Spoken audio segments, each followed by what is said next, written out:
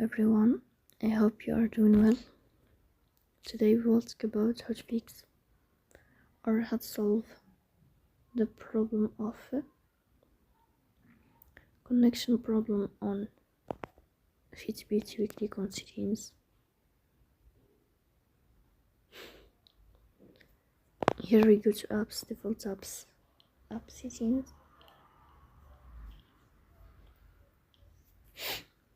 Here we will search about Fitbit app.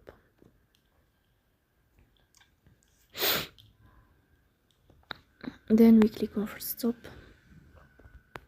and we click OK. Here we'll enter the storage.